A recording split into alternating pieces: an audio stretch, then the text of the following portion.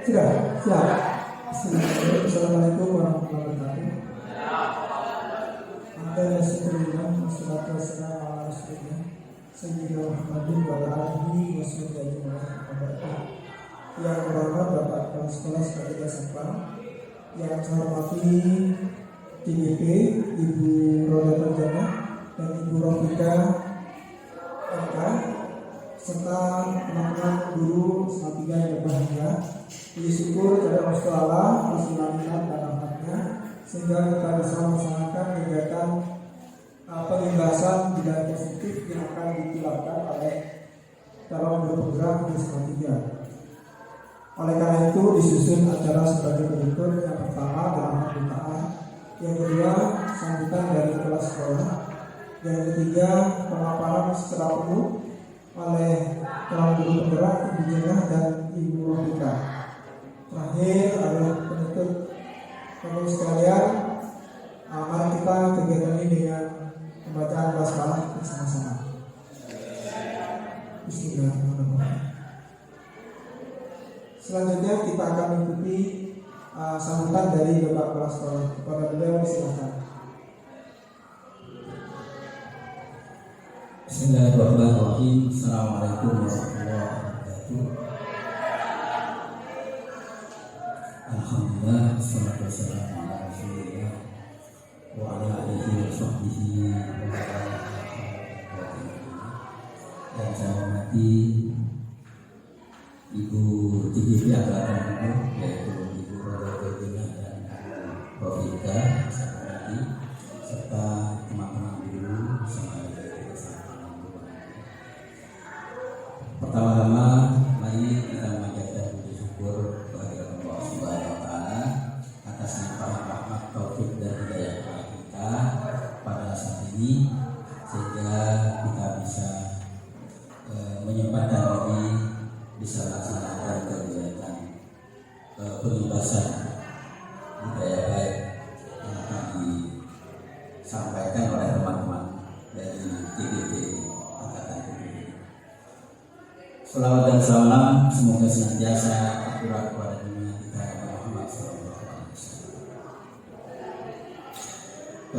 Bapak Ibu yang saya hormati, pertama-tama saya ingin menyampaikan bahwa pada saat ini kebetulan kami juga ada undangan bersama Pak Gus ya, sosialisasi dari perguruan tinggi, dari seluruh perguruan tinggi swasta di Sampang.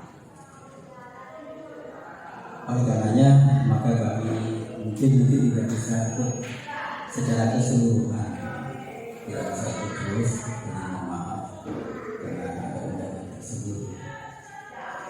Ibu bapak yang saya hormati, acara diskusi ini merupakan program dari teman kita yaitu Ibu Roda Perjana dan Ibu Rofika sebagai TGP Angkatan 7. Oleh karenanya mari semoga Ibu Jena dan Ibu Rofika ini bisa lulus yang menjadi guru penggerak. Ibu bapak yang saya hormati, TGP ini sangat kegiatan diseminasi atau pembahasan ini sangat penting sekali. Oleh karenanya berbagai materi yang diperoleh dari teman kita sebagai TGP semoga bisa diinformasikan kepada kita semuanya, sehingga walaupun kita belum lulus atau belum masuk dalam TGP, semoga nanti di angkatan nanti Bapak Ibu sekalian semoga bisa mendaftar dan bisa lulus dalam pendaftaran TGP angkatan ke-10 yang merupakan angkatan yang terakhir. Ibu bapak yang saya hormati, ibu bapak yang saya hormati, oleh karenanya mari kita ikuti acara ini dengan baik, dengan seksama, semoga apa yang disampaikan nanti bisa bermanfaat bagi kita sebagai guru dan bisa bermanfaat bagi sekolah kita. Terlepas daripada ini merupakan tugas daripada CGP, saya sangat berharap adanya diseminasi semacam ini di sekolah kita menjadi sebuah kegiatan yang rutin kita lakukan, sehingga terjadi sharing dalam rangka meningkatkan kegiatan pembelajaran sehingga menjadi kegiatan pembelajaran yang lebih baik, yang lebih berhasil, sehingga pada akhirnya anak-anak kita bisa menjadi anak-anak yang bisa kita banggakan, yang berhasil dalam pendidikannya selama mengambil SMA. Sekali lagi Bapak Ibu sekalian, mari kita ikuti acara ini dengan baik. Semoga akan bermanfaat bagi kita, bermanfaat bagi calon guru penggerak dan juga bermanfaat bagi sekolah kita. Kurang lebihnya mohon maaf. Bila taufiq wal hidayah. Assalamualaikum warahmatullahi wabarakatuh. Terima kasih disampaikan kepada Bapak Kepala Sekolah.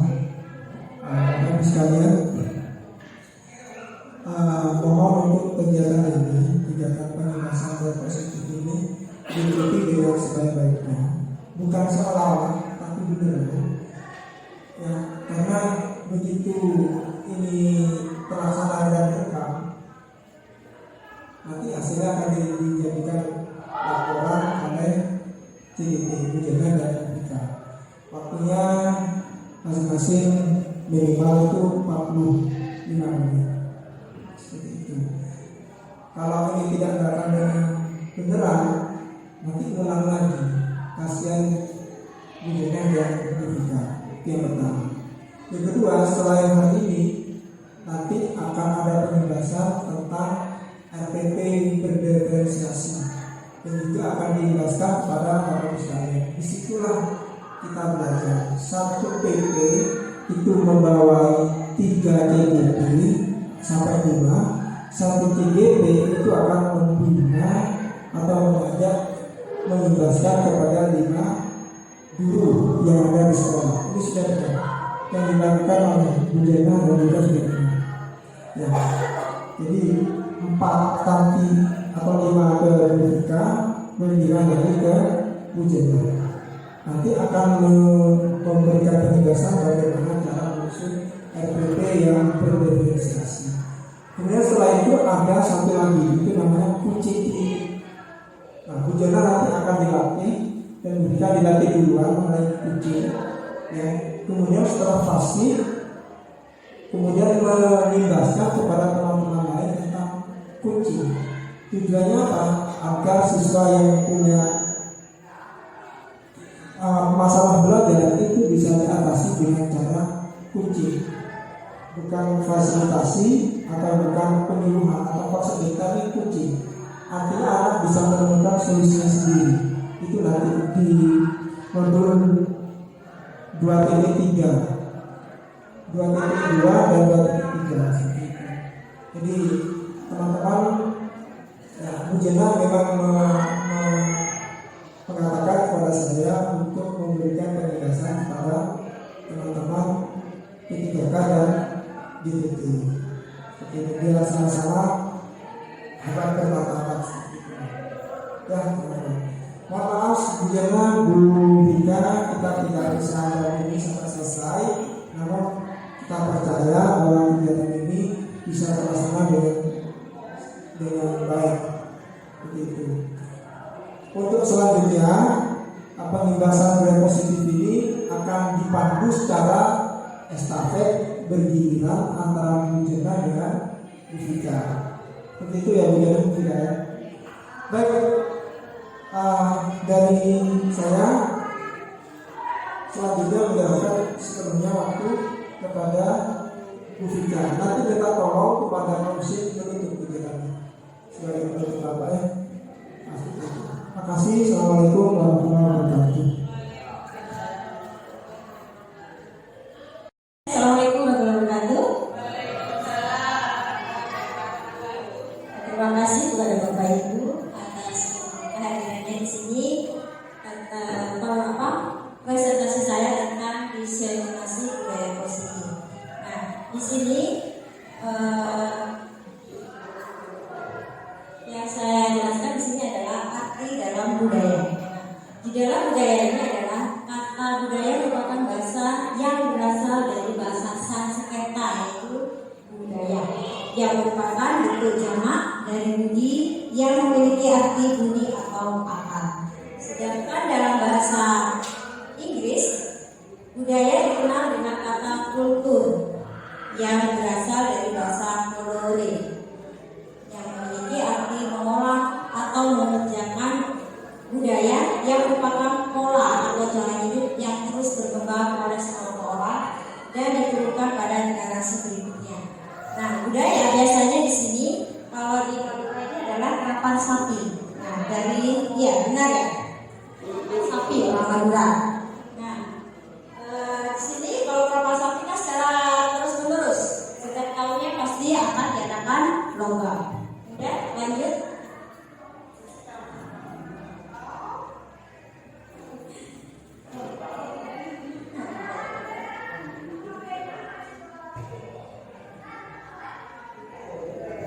Budaya positif di sekolah, di sini yang kita ambil adalah tentang nilai-nilai keyakinan.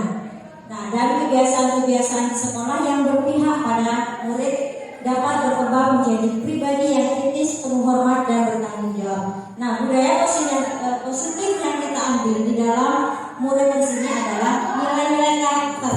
Ya, karakter anak yang harus memiliki tanggung jawab, kemudian berpikir kritis dan saling menghormati.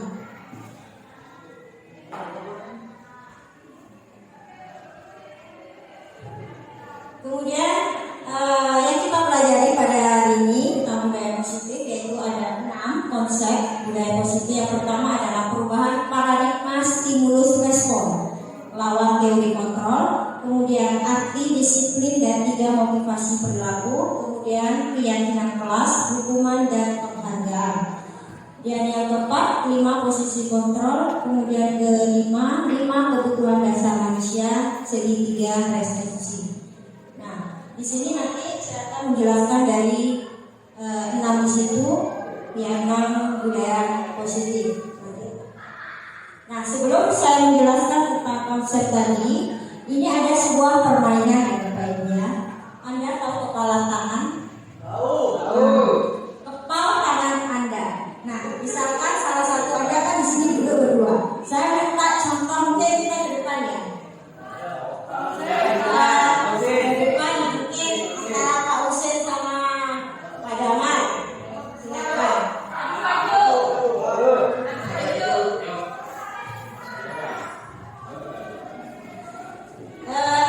Pak Husein sama Pak Damar, mungkin salah satu bisa mengepalkan tangannya. Siapa yang mau mengepal? Jangan tinju Pak, itu bukan kepala. Nah, di sini dalam hal ini kepala tangan Anda di situ berisi sebuah sesuatu yang sangat penting. Ya, misalkan Anda menulis sesuatu di sini, Anda menulis sesuatu, kemudian Pak Husein membuka tangan Anda. Apakah Pak Husein bisa membuka tangan Anda itu? Apakah Anda mau menyerah atau tidak? Terus Pak Husein yang membuka tangan kepala Anda itu bagaimana cara Pak Damar bisa membuka tangan kepala itu? Dengan cara mesra, bisa dengan membujuk, mengancam, meraih, menyimak. Bagaimana agar Anda mempertahankan benda yang ada di tangan Anda? Coba ya.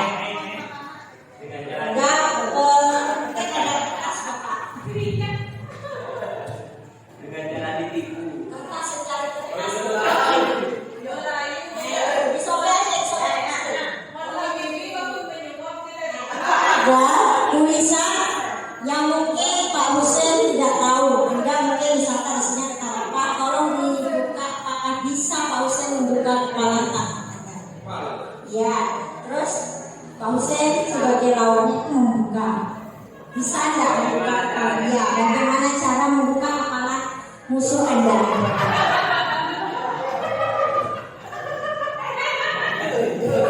Ayo, seperti ada orang.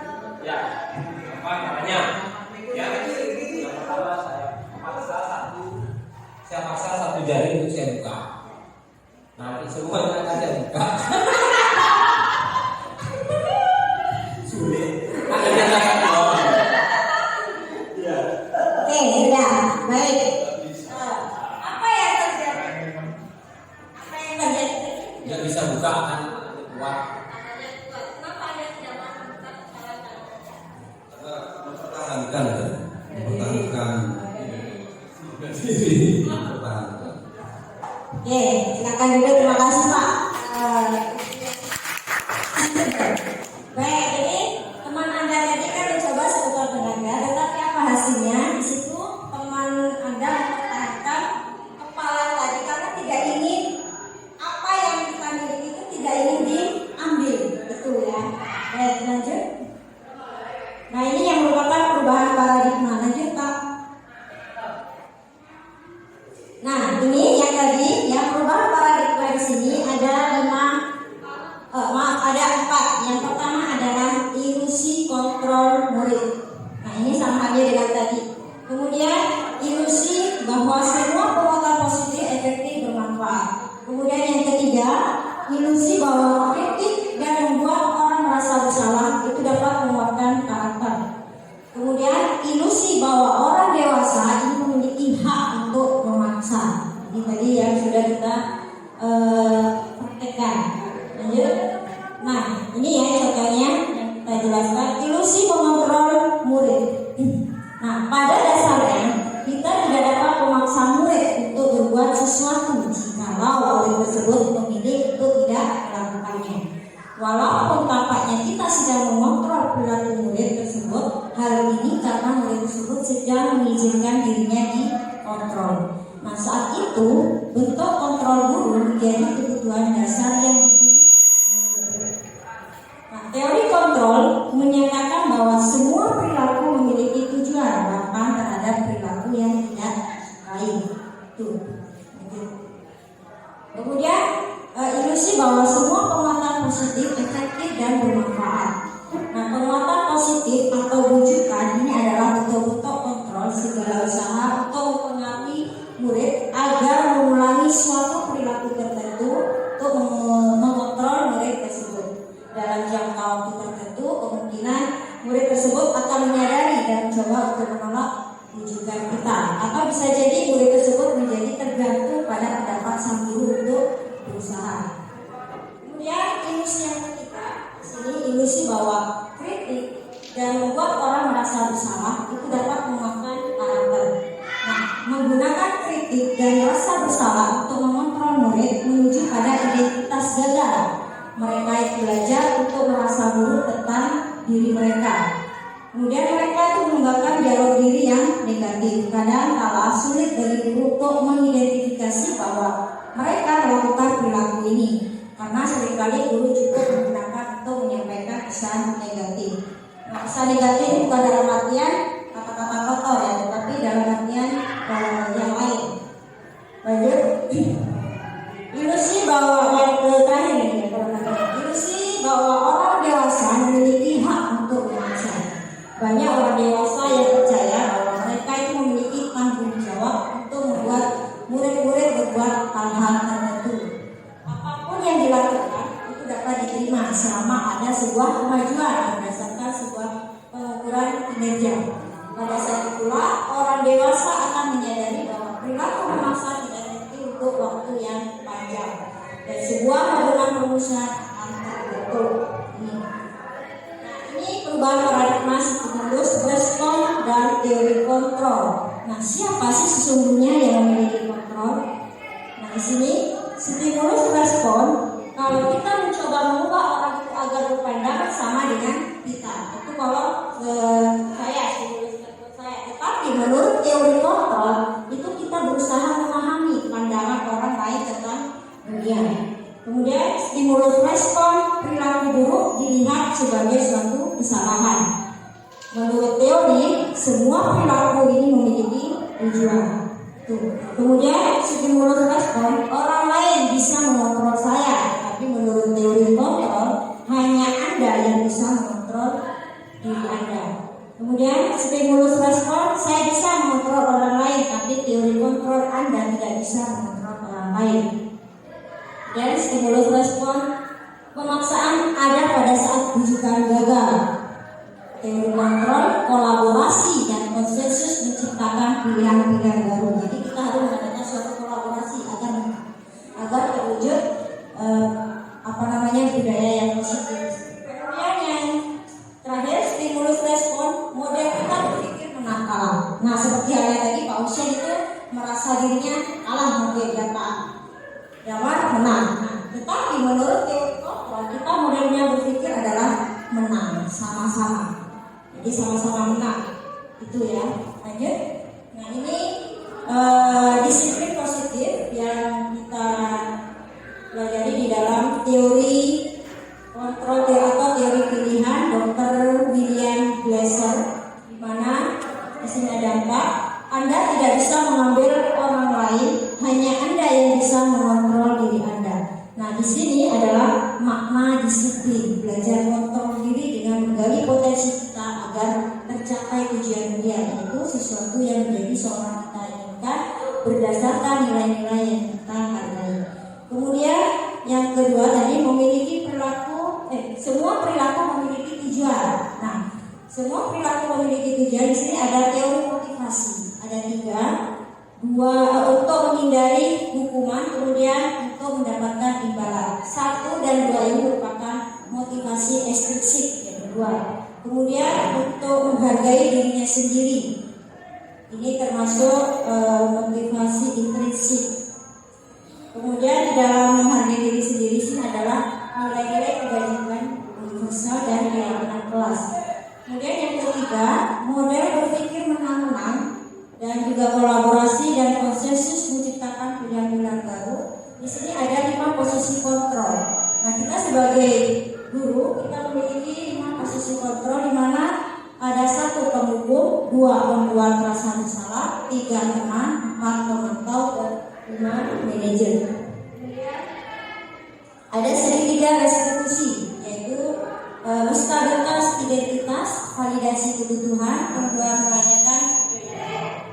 Nah, yang terakhir di sini adalah realita kebutuhan kita berbeda. Ya, kita berusaha memahami pandangan orang lain tentang dunia, sebab orang itu memiliki gambaran berbeda.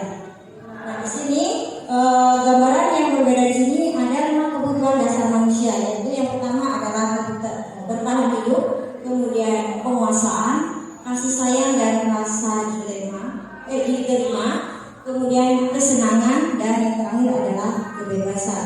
Ini nanti saya jelaskan bersama kita.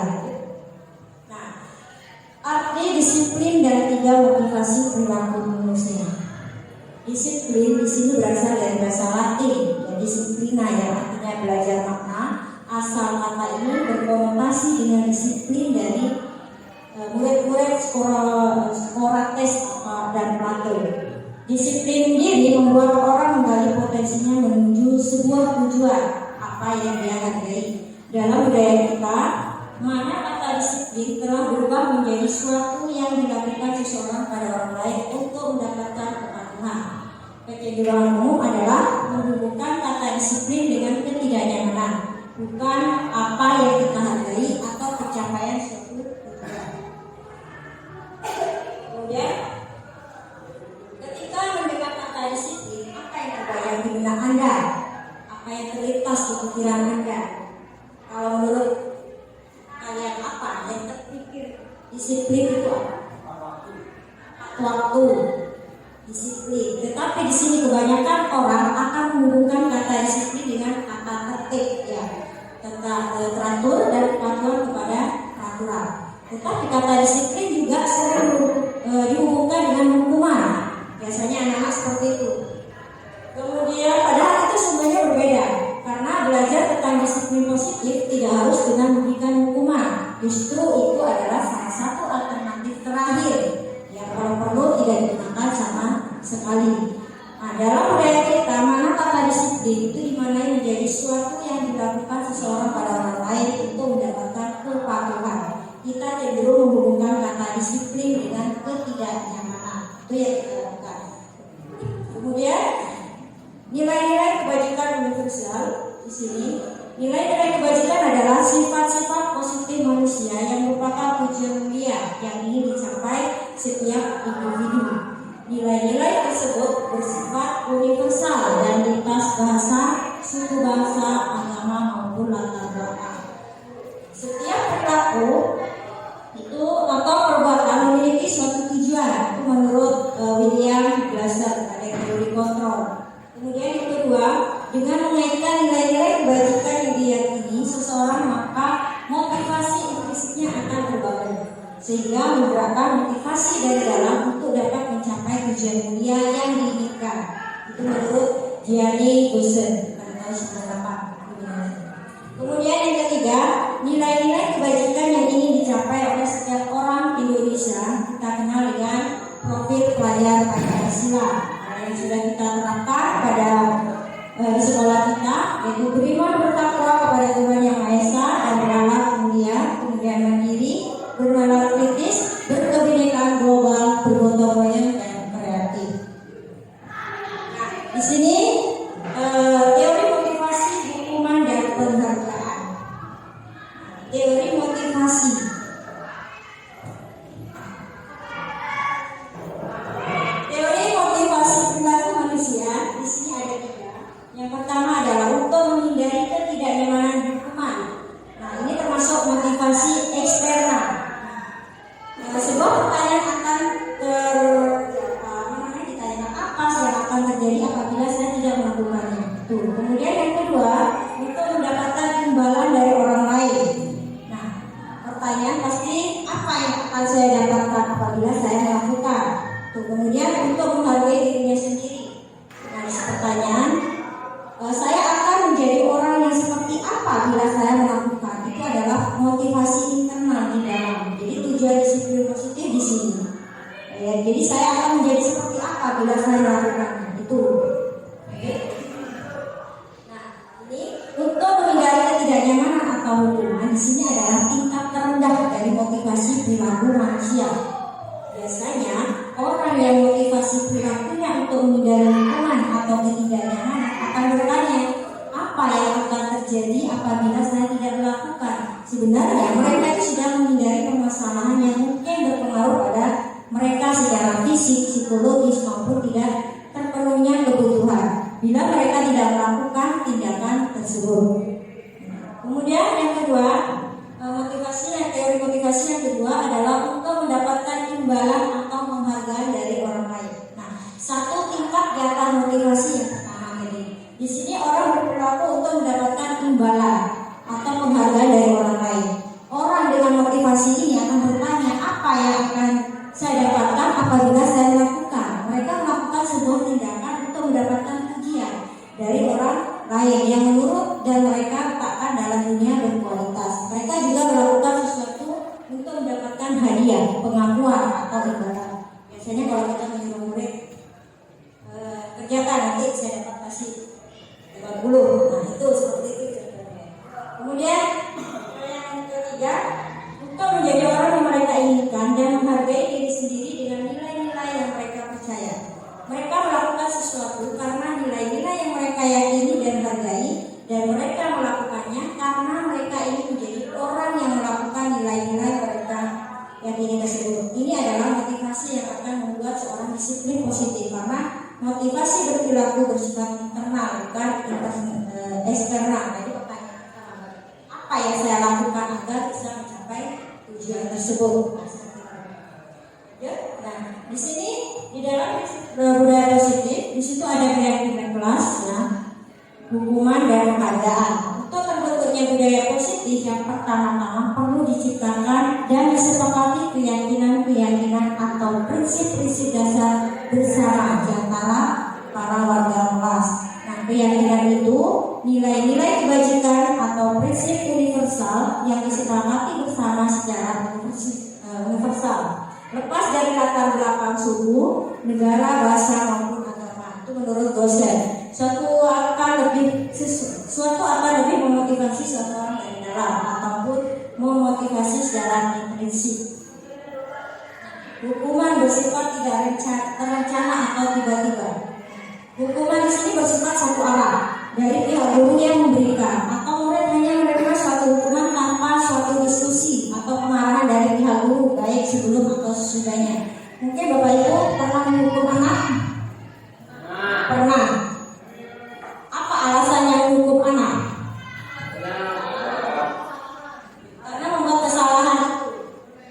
Ini yang disebut dengan bersifat satu arah. Misalkan Anda seperti ini, karena kita tidak ada kesepakatan ya di antara guru dan murid.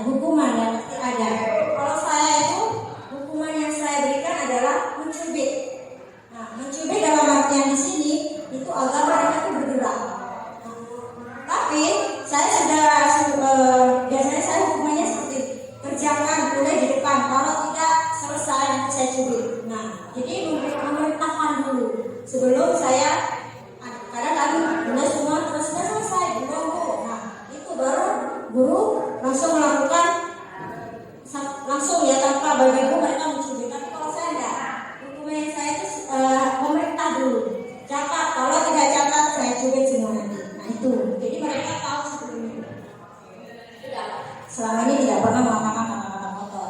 Kemudian disiplin dalam bentuk sanksi atau konsekuensi sudah terencana atau disepakati. Ini yang perlu kita terapkan di sekolah agar anak-anak itu bisa menerima dengan baik, gitu ya. Gitu. Kemudian ini Alfikon mengungkapkan baik penghargaan maupun hukuman adalah cara-cara mengontrol perilaku seseorang yang menghancurkan potensi untuk pembelajaran yang sesungguhnya. Menurut Kon, secara ideal tindakan belajar itu sendiri adalah penghargaan sesungguhnya. Kon selanjutnya juga mengungkapkan beberapa alasan mengapa penghargaan justru sama seperti menghukum seseorang. Kemudian ada pengaruh jangka pendek dan jangka panjang. Penghargaan berlaku untuk mendapatkan seseorang melakukan sesuatu dalam jangka waktu pendek. Nah, jika kita menggunakan penghargaan lagi dan lagi, maka orang tersebut akan bergantung pada penghargaan yang diberikan serta kehilangan motivasi dari dalam. Nah, jika kita mendapatkan penghargaan untuk melakukan sesuatu yang baik, maka selain kita senantiasa berharap mendapatkan penghargaan tersebut, kita pun menjadi tidak menyadari tindakan baik yang kita lakukan. Lanjut. Nah ini ada 8 penghargaan kita jelaskan di sini. Pengaruh jangka pendek dan jangka panjang. Penghargaan berlaku untuk mendapatkan seseorang melakukan sesuatu dalam jangka waktu pendek. Jika kita menggunakan penghargaan lagi dan lagi, maka orang tersebut akan bergantung pada penghargaan yang diberikan serta kehilangan motivasi dari dalam. Jika kita mendapatkan penghargaan untuk melakukan sesuatu yang baik, maka selain kita senantiasa berharap mendapatkan penghargaan tersebut lagi, kita pun menjadi tidak menyadari tindakan baik yang kita lakukan. Nah, ini ada penghargaan yang tidak efektif. Nah, suatu penghargaan adalah suatu benda atau peristiwa yang diinginkan, yang dibuat dengan persyaratan. Hanya jika Anda melakukan hal ini, Anda akan mendapatkan penghargaan yang diinginkan. Kemudian, jika saya mengharapkan suatu penghargaan dan tidak mendapatkannya, maka saya akan kecewa dan berkecil hati, serta kemungkinan lain kali saya tidak akan berusaha sekeras sebelumnya.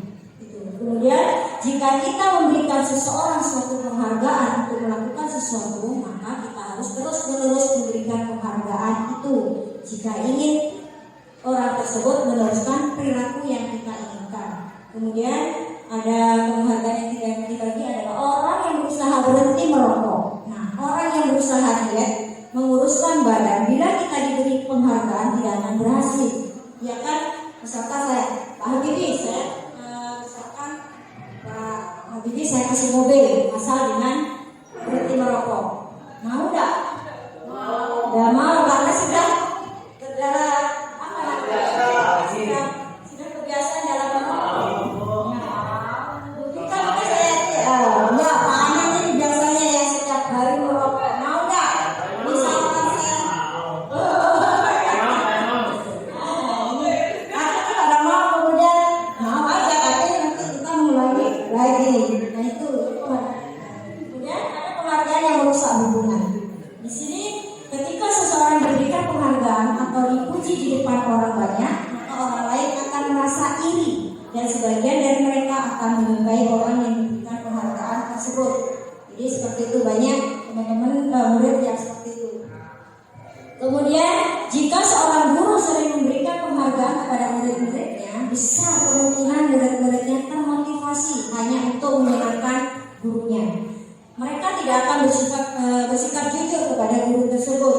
Itu adalah penghargaan merusak hubungan. Kemudian ada juga penghargaan yang menciptakan persaingan di dalam kelas. Nah, persaingan yang menciptakan kecemasan ini juga termasuk merusak hubungan, sangat fatal ini. Karena kadang anak-anak itu bermusuhan dalam artian biasa orang pintar misalkan seperti itu. Kemudian bagi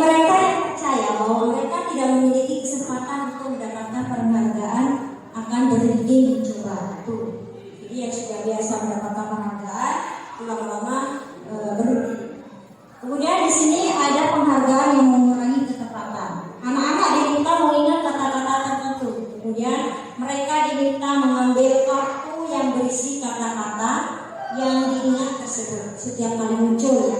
Beberapa anak diberikan permen setiap mereka memberikan jawaban yang benar, dan sebagian yang lain hanya diberitahu saja bila jawabannya mereka benar. Nah, hasilnya bagaimana dari hasil tersebut? Anak yang mendapatkan permen itu jawabannya banyak yang tidak tepat dibandingkan anak-anak yang hanya diberitahu jawaban yang benar. Kemudian ada penghargaan hukum. Penghargaan hukum mereka yang tidak mendapatkan penghargaan, misalkan dengan sistem ranking. Nah, mereka yang mendapatkan ranking kedua itu akan merasa dihukum, karena yang mendapatkan ranking pertama itu biasanya mendapatkan penghargaan atau mendapatkan hadiah. Nah, penghargaan dan hukuman adalah hal yang sama karena keduanya mencoba mengendalikan perilaku seseorang. Karena orang pada dasarnya tidak suka dikendalikan dalam jangka waktu yang lama. Penghargaan akan terlihat sebagai hukuman. Jika suatu penghargaan diharapkan, namun Anda tidak mendapatkannya, Anda akan merasa dihukum. Nah, ini kita akan ada sebuah kalimat. Ini kita menjawab hukuman atau konsekuensi. Yang pertama ya, mencatat 100 kali di dalam buku kalimat. Saya tidak akan terlambat lagi karena terlambat di sekolah. Menurut Bapak Ibu, hukuman atau konsekuensi? Hukuman. Oke. Kemudian yang kedua, lari mengelilingi lapangan basket 2 kali karena terlambat hadir di sekolah. Kemudian yang kedua, murid diminta untuk push up 15 kali karena tidak menggunakan masker ke sekolah. Hukuman. Kemudian yang keempat, menggantikan kertas tugas teman yang telah dicoret-coret. Oke, konsekuensi. Kemudian yang keenam, membersihkan tumpahan air di meja tulis karena tersenggol pada saat belajar. Konsekuensi. Tanda berikutnya, murid disuruh untuk tidak mengenakan sepatu seharian di sekolah karena tidak mengenakan sepatu hitam. Konsekuensi atau hukuman? Murid disuruh untuk tidak mengenakan sepatu seharian di sekolah karena tidak mengenakan sepatu hitam. Konsekuensi. Lari mengelilingi lapangan basket 2 kali karena terlambat 10 menit untuk pelajaran PJOK. Konsekuensi. Baik, kita lihat jawabannya bagaimana. Nah, ini ya jawaban yang benar masuk. Jadi yang tadi murid disuruh untuk tidak mengenakan itu adalah hukuman. Oke, baik, ya Bapak Ibu ya. Itu ya, lanjut. Nah, perbedaan hukuman dan konsekuensi di sini. Kalau hukuman adalah sesuatu yang menyakitkan harus terjadi. Kemudian konsekuensi di sini sesuatu harus terjadi.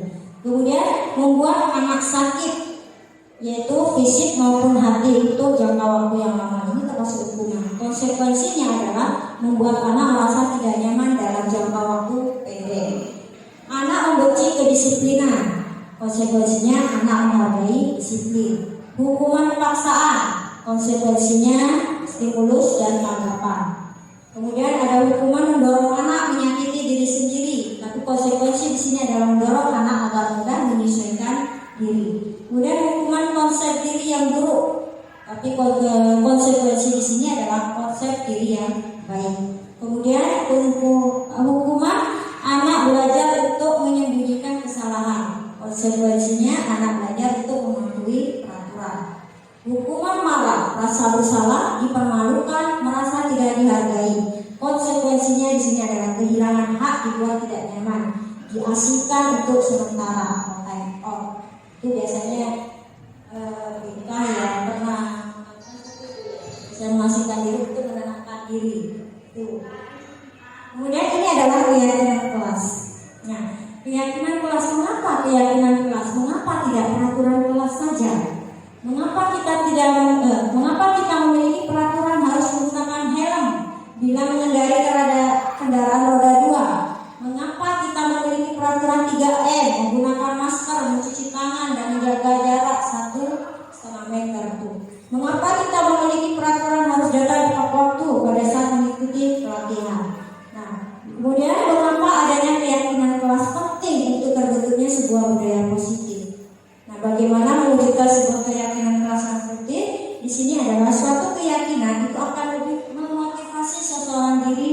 dari dalam atau memotivasi secara intrinsik.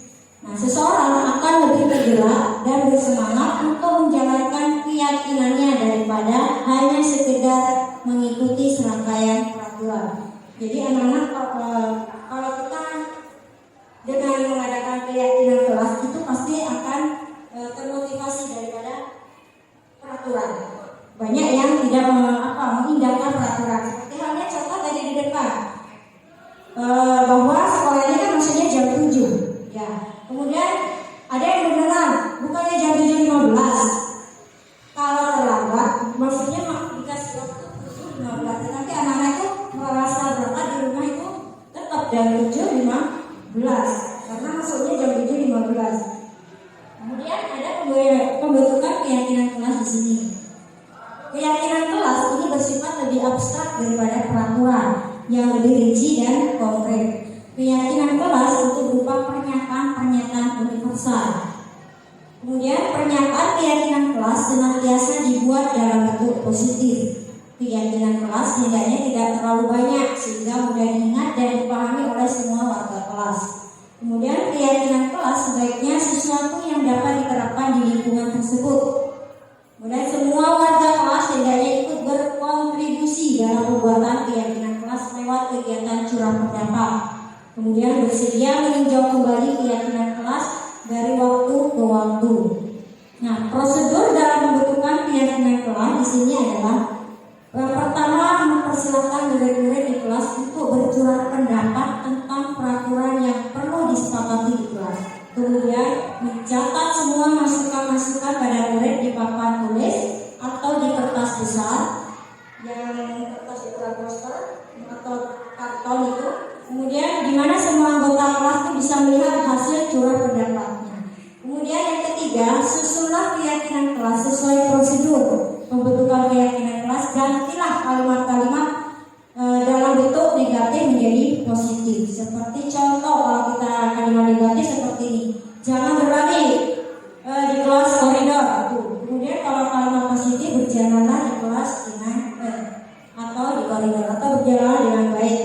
Kemudian yang keempat, tinjau kembali daftar curah pendapat yang sudah dicatat. Anda mungkin akan mendapati bahwa pernyataan yang tertulis di sana itu masih banyak yang berupa peraturan-peraturan.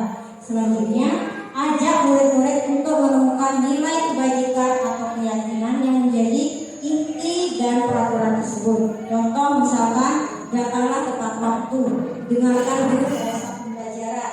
Kemudian jangan mengumpulkan tugas tepat waktu. Seperti itu. Kemudian pembentukan keyakinan kelas di sini, salah satu kegiatan yang lain yang dapat dilakukan untuk memperdalam keyakinan kelas adalah mempelajari tanggung jawab setiap kelas. Nah, keyakinan tanggung jawab serta hak seseorang adalah sesuatu yang diungkapkan oleh Ki Hajar Dewantoro tentang menumbuhkan murid yang merdeka. Nah, ini ada kutipan dari Ki Hajar Dewantoro, beratlah kemerdekaan itu bukan hanya tidak diperintahkan saja, tetapi harus juga dapat menegakkan dirinya dan mengatur kehidupannya dengan tertib. Dalam hal ini termasuklah juga mengatur tertibnya perhubungan dengan kemerdekaan orang lain. Itu menurut Ki Hajar Dewantoro. Nah, ini Bapak Ibu, kemarin saya sudah melakukan aksi nyata yang sudah dilakukan di kelas saya, di kelas bahasa. Ternyata tanggapan mereka sangat-sangat luar biasa. Padahal ini ya, kemarin tolong tulis. Jadi seperti gini, saya ingin kalian di sini jangan sampai mengurangi perbuatan kalian yang sudah dilaksanakan di semester 1. Kalian ungkapkan semua yang kalian tanamkan di dalam diri Anda. Tulis di sini. Seperti apa? Misalkan contoh, saya tidak akan terlambat datang sekolah. Seperti itu. Jadi kalian harus punya komitmen seperti itu. Nah, ini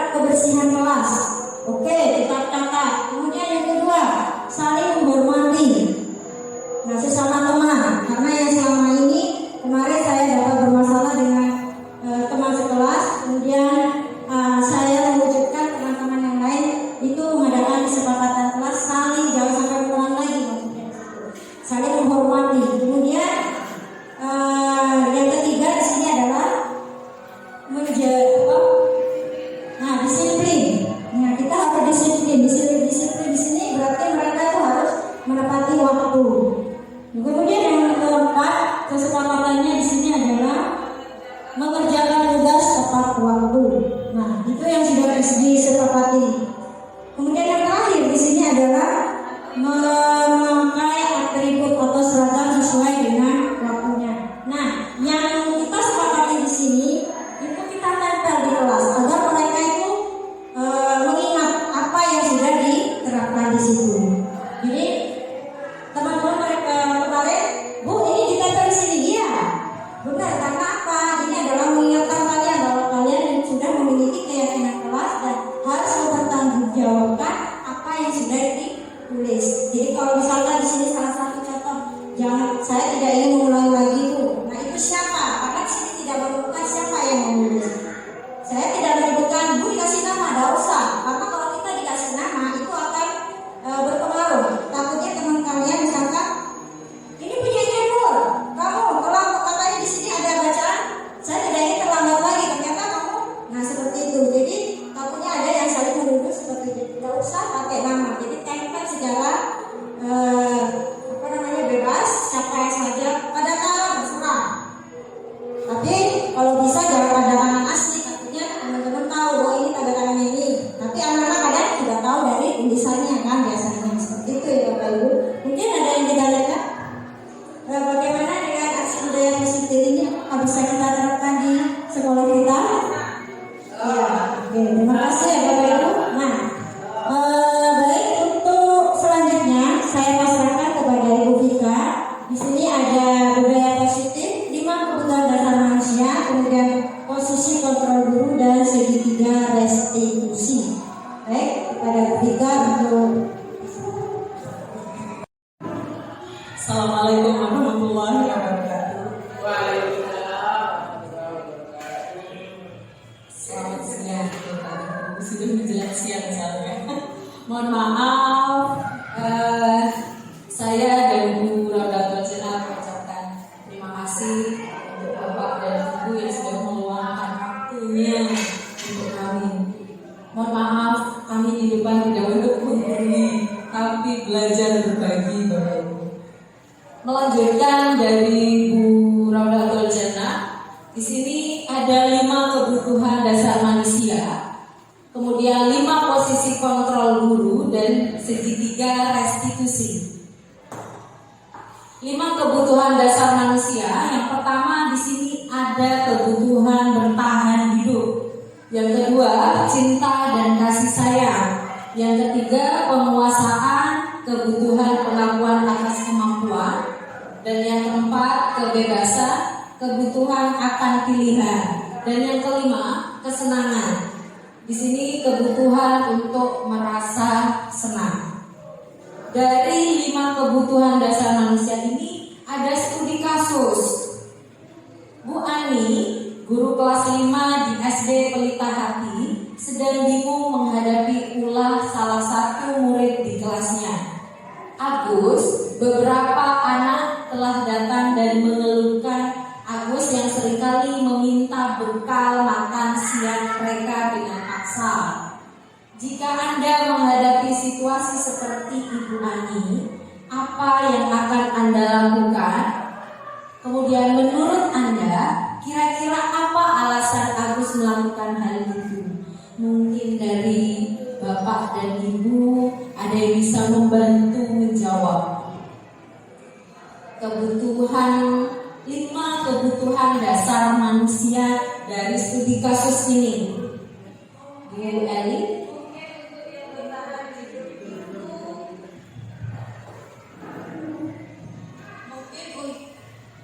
Saya coba menjawab ya. Mungkin untuk 5 kebutuhan manusia yang bertahan hidup itu Agus seringkali meminta bekal makan siang mereka dan paksa. Karena dengan makan siang kan dia mencoba untuk bertahan hidup seperti itu. Terima kasih Bali. Mungkin ada lagi Bapak dan Ibu. Kalau menurut saya itu karena penguasaan dari Agus, mungkin dia yang paling kuat.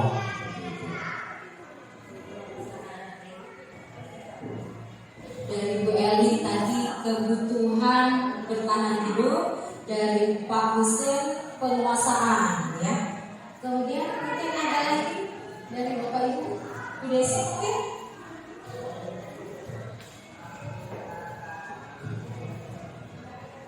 Berdasarkan studi kasus itu, yang dapat saya tangkap dari kasusnya Agus ini mungkin kasih sayang dan rasa diterima, karena si Agus ini merasa ingin diperhatikan oleh teman-temannya. Begitu.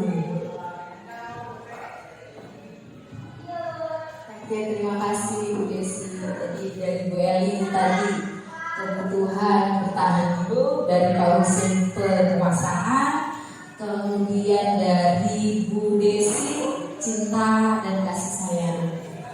Oke, mungkin dari studi kasus ini coba kita cocokkan jawaban dari Bapak dan Ibu. Dalam konteks penerapan disiplin positif, Ibu Ani sebaiknya mencari tahu alasan Agus melakukan tindakan tersebut agar mengetahui kebutuhan mana yang sedang berusaha dipenuhi Agus. Yang pertama, apabila jawaban Agus karena lapar dan orang tuanya tidak membawakannya bekal makan siang, ini termasuk kebutuhan bertahan hidup seperti yang diungkapkan oleh Bu Eli, ya Bu. Kemudian apabila jawaban Agus karena ia senang temannya jadi memperhatikan dia, ini termasuk kebutuhan cinta dan kasih sayang seperti jawabannya Bu Desi.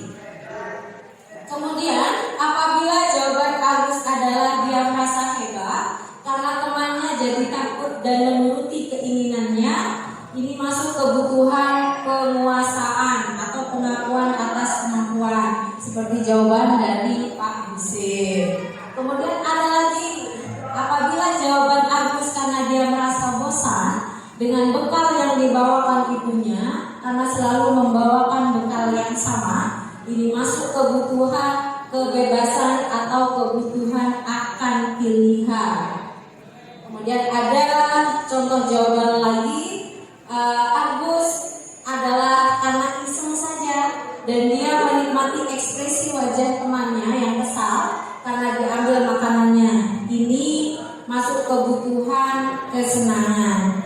Jadi dari jawaban ini sudah masuk 5 kebutuhan dasar manusia.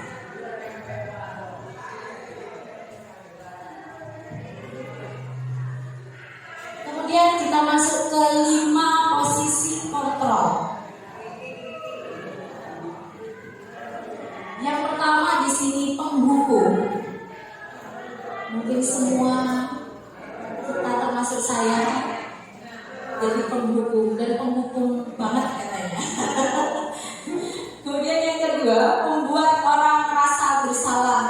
Jadi murid bisa jadi sedih, banyak sering kita lakukan gitu ya. Kemudian menjadi teman sering juga kita lakukan. Kemudian monitor atau pemantau sering juga kita lakukan. Tapi kayaknya paling sering yang nomor 1 dan nomor 2. Yang nomor 5 adalah manajer. Kalau manajer jarang mungkin ya kita lakukan. Jadi mungkin yang 1 dan 2 sering kita lakukan ke siswa. Next. Nah, untuk motivasi, di sini ada identitas gagal, identitas berhasil atau sukses, kemudian ada identitas berhasil dari kontrol diri, ada yang dari kontrol dari luar. Yang pertama dari identitas gagal sebagai penghukum dan pembuat orang merasa bersalah, ya. Yang dilakukan guru berbuat. Pada penghukum, guru berbuat apa? Di sini contohnya menghadir, menunjuk-nunjuk, menyakiti, menyindir. Ini untuk penghukum. Untuk membuat orang merasa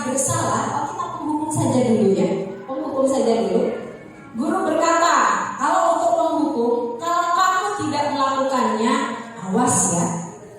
Nah, sering nih ya. Kemudian rasakan. Bulat, jangan tidak. Sekut lagi Pak. Ini kalau menghukum. Kemudian untuk hasil dari penghukum, memberontak, menyalahkan orang lain, berbohong, ya, itu yang akan dampak dari guru sebagai penghukum, gitu ya. Kemudian kaitan dengan dunia berkualitas, murid meletakkan guru di luar dunia berkualitas. Jadi kita sudah bukan mereka menganggap kita ini di luar dunia berkualitas. Begitu Pak ya. Itu untuk penghukum. Kemudian murid berkata, biarkan saja, nanti juga marah-marah lagi. Atau lain paling kikir boleh orang masuk kanan keluar kacer. Nah, itu kalau penghukum. Kemudian dampak pada murid mengulangi kesalahan. Malah masuk kanan keluar kacer.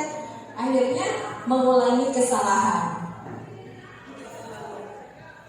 Kemudian untuk membuat orang merasa bersalah, guru berbuat, contohnya berceramah dan mengatakan seharusnya ibu kecewa, bapak kecewa, banyak ya Pak, sering kita lakukan. Akhirnya murid sedih, merasa bersalah. Sering ada begini, gak kasihan kamu sama orang tuanya. Ini masuk ke pembuat orang merasa bersalah.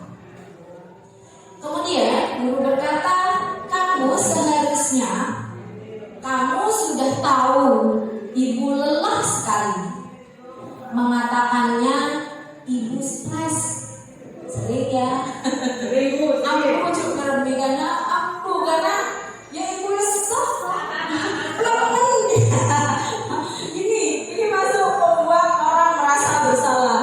Kemudian hasil dari membuat orang merasa bersalah, menyembunyikan, menyangkal, berbohong, hampir sama dengan penghukum ya. Jadi hasil pada siswa itu menyembunyikan, menyangkal, dan berbohong. Kaitan dengan dunia berkualitas, murid meletakkan guru di dalam dunia berkualitas. Kemudian murid berkata, maafkan saya. Ya jelas, maafkan saya karena mereka merasa bersalah karena ucapan-ucapan tadi. Kemudian dampak pada murid merasa rendah diri, kadang nggak pede. Kalau ketemu dengan ibu ini, bapak ini, karena pembuat orang merasa bersalah, akhirnya nggak pede. Dekat kok takut kok bapak Allah. Oh, bisa kok, nonton bersih aja. Takut. Kemudian untuk sebagai teman, ya kita masuk sebagai teman. Guru berbuat membuatkan alasan-alasan untuk muridnya. Jadi sebagai teman, entah saya yang wali kelas, muridnya bermasalah, jadi teman curhatnya, gitu ya. Kemudian untuk guru berkata, ayolah lakukan demi ibu. Masa kamu tidak mau? Ingat tidak ibu pernah bantu. Nah, ini sebagai teman. Kemudian hasilnya murid akan ketergantungan, manja. Akhirnya tidak mandiri. Saya punya wali kelas begini nih, gitu ya. Kemudian kaitan dengan dunia berkualitas, murid meletakkan guru sebagai orang yang sangat penting di dunia berkualitas. Itu karena ketergantungan tadi. Akhirnya murid meletakkan guru itu di dunia berkualitas dan sangat penting buat mereka. Murid berkata, saya pikir bapak, ibu, teman saya, ternyata begitu ya, gitu ya. Dampak pada murid lemah, tidak mandiri, ketergantungan. Nah, sekarang untuk pemantau, jadi posisi kita sebagai pemantau.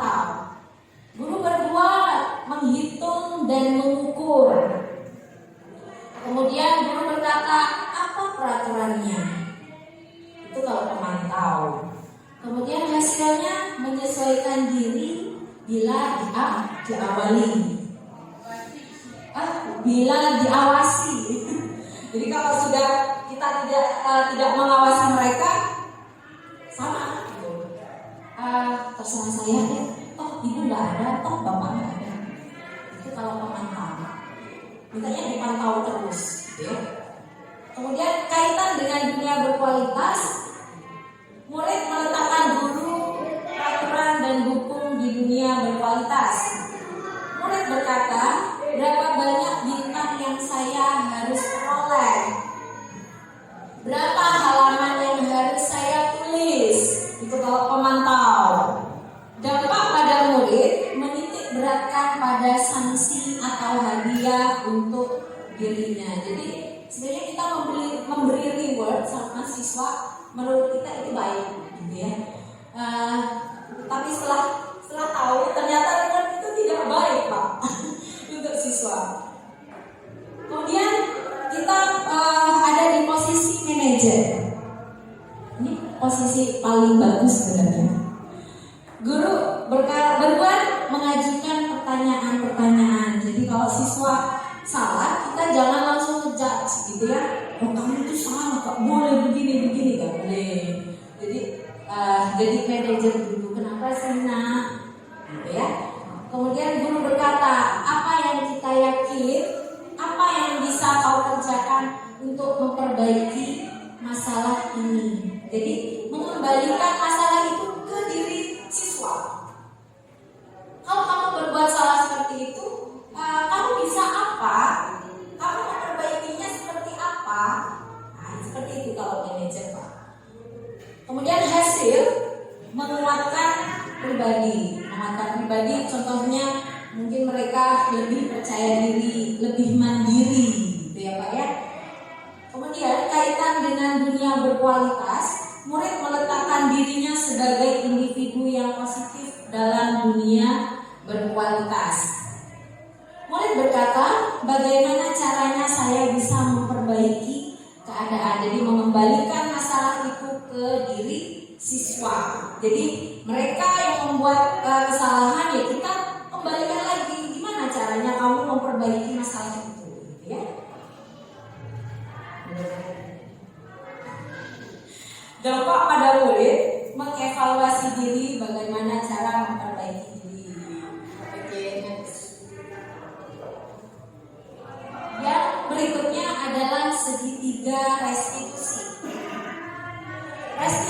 Restitusi adalah proses menciptakan kondisi bagi murid untuk memperbaiki kesalahan mereka sehingga mereka bisa kembali pada kelompok mereka dengan karakter yang lebih kuat. Ini menurut dosen 2004. Restitusi juga adalah proses kolaboratif yang mengajarkan murid untuk mencari solusi untuk masalah dan membantu murid berpikir tentang orang seperti apa yang mereka inginkan dan bagaimana mereka harus memperlakukan orang lain. Ini menurut Celsem dosen 1996. Restitusi membantu murid menjadi lebih memiliki tujuan, disiplin positif dan memulihkan dirinya setelah berbuat salah. Penekanannya bukanlah pada bagaimana berperilaku untuk menyenangkan orang lain atau menghindari ketidaknyamanan, namun tujuannya adalah menjadi orang yang menghargai nilai-nilai kebajikan yang mereka percayai. Itu segitiga restitusi, ya. Nah ini seperti ini segitiga restitusi.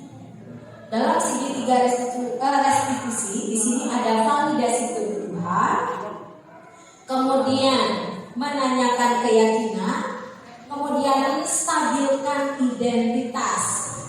Pada validasi kebutuhan di sini ada kamu tentu punya alasan mengapa melakukan itu. Kemudian adakah cara yang lebih efektif untuk mendapatkan apa yang kamu butuhkan? Ini divalidasi kebutuhan.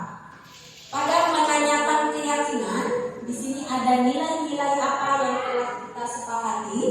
Kemudian kamu ingin menjadi orang yang seperti apa. Dan menstabilkan identitas, di sini setiap orang pasti pernah melakukan kesalahan. Kemudian kamu bukan satu-satunya yang pernah melakukan ini. Ini menurut segitiga restitusi. Nah, pada menstabilkan identitas di bagian bawah tadi ya, di segitiga restitusi, menstabilkan identitas untuk membuat anak yang merasa gagal karena berbuat salah menjadi positif terhadap dirinya. Jadi yang gagal kita bangun lagi agar menjadi positif, gitu ya. Guru berkata, berbuat salah itu hal yang manusiawi. Tidak ada manusia yang sempurna. Itu ya apa yang harus kita lakukan untuk menstabilkan identitas. Bapak atau ibu juga buat salah. Kita pasti bisa menyelesaikan permasalahan ini. Bapak atau ibu tidak tertarik untuk mencari tahu siapa yang benar, siapa yang salah. Bapak dan ibu lebih tertarik untuk menyelesaikan masalah. Seperti itu menstabilkan identitas. Kalau kamu menyalahkan dirimu sendiri terus-menerus, apakah kamu bersikap baik pada dirimu sendiri? Itu ya contoh menstabilkan identitas. Kemudian untuk validasi kebutuhan, membantu siswa mengenali basic need atau kebutuhan yang ingin dipenuhinya ketika melakukan kesalahan itu. Pada dasarnya, setiap tindakan manusia tujuannya adalah memenuhi basic needs. Apakah itu power, freedom, love and belonging, fun, atau survival?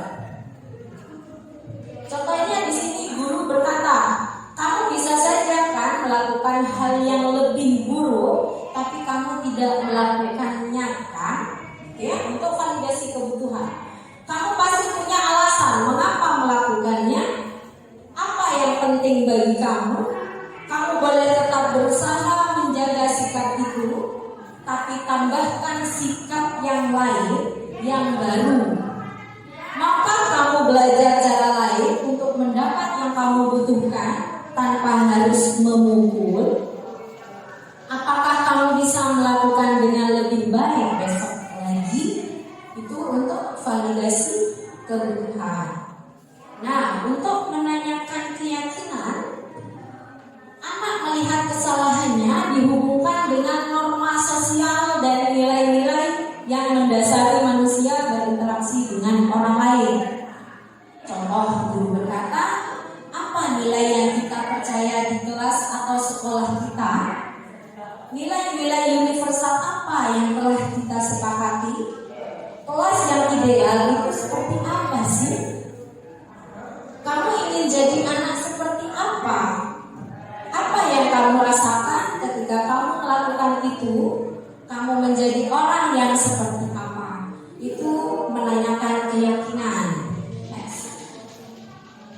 Oke, di sini ada ciri-ciri restitusi. Yang pertama, restitusi bukan untuk menebus kesalahan, namun untuk belajar dari kesalahan. Yang kedua, restitusi memperbaiki hubungan. Yang ketiga, restitusi adalah tawaran bukan paksaan. Yang keempat, restitusi menuntut untuk melihat ke dalam diri. Yang kelima, restitusi mencari kebutuhan dasar yang mendasari tindakan. Yang keenam, restitusi diri adalah cara yang paling baik. Yang ketujuh, restitusi fokus pada karakter bukan tindakan. Yang kedelapan, restitusi menguatkan. Yang kesembilan, restitusi fokus pada solusi. Dan yang terakhir, restitusi mengembalikan murid yang berbuat salah pada kelompok.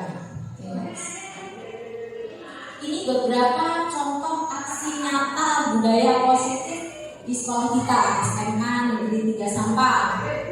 Ini pembiasaan 5S. Kemudian pembelajaran yang berpihak pada murid. Jadi kita di guru penggerak baru tahu menurut Hajar Dewantara kita itu harus menghamba pada siswa, menghamba pada anak. Jadi pembelajaran berpihak pada murid. Jadi semuanya berpihak pada siswa. Jadi menghamba, kita menghamba Pak. Kemudian ada kolaborasi bersama teman sejawat seperti kemarin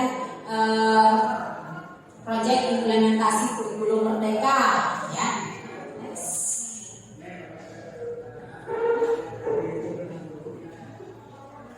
Kemudian ada belajar menyenangkan. Belajar menyenangkan tidak harus monoton dengan materi di kelas saja ya Pak ya. Sama, saya pun fisika tidak harus dengan materi di kelas saja. Saya pun sekarang mengajar mainnya dengan game. Ada yang kadang saya mainnya di lapangan, jadi disesuaikan dengan materi. Seperti kemarin saya dengan materi elastisitas, jadi tidak harus di kelas gitu. Elastisitas yang berhubungan dengan karet, misalnya anak-anak bermain lompat tali menggunakan karet, kemudian main ketapel di lapangan, tapi tetap menggunakan teori elastisitas gitu. Jadi bisa mencari game-game pembelajaran gitu ya Pak ya.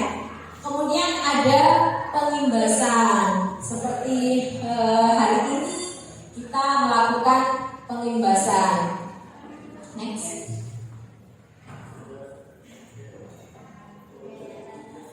Nah, di sini ada contoh posisi kontrol. Posisi kontrol di sini misalnya kita yang wali kelas atau guru mapel gitu ya, punya masalah, ada siswanya sering terlambat misalnya, ya kita kembalikan lagi ke siswanya gitu ya. Jadi manajer ya, jangan jadi penghukum atau pembuat rasa bersalah. Next. Di sini ada contoh lagi menghadap kepemimpinan dan menyampaikan rancangan aksi nyata budaya positif ini. Kami masih koordinasi dengan pimpinan, kemudian diskusi dengan teman sejawat, dengan guru-guru, terutama guru-guru senior, gitu ya. Next. Di sini bimbingan mandiri, jadi tetap semuanya berpusat pada siswa. Next. Oke. Terima kasih. Terima kasih untuk Bapak dan Ibu yang sudah meluangkan waktu untuk kami, Ibu Raudatul Jannah dan saya sendiri Rofika. Terima kasih banyak. Kami tidak bisa membalas apa-apa untuk Bapak dan Ibu selain ucapan terima kasih. Mungkin sebelum acara ini ditutup, dari salah satu dari guru bisa memimpin doa. Pak Habibie.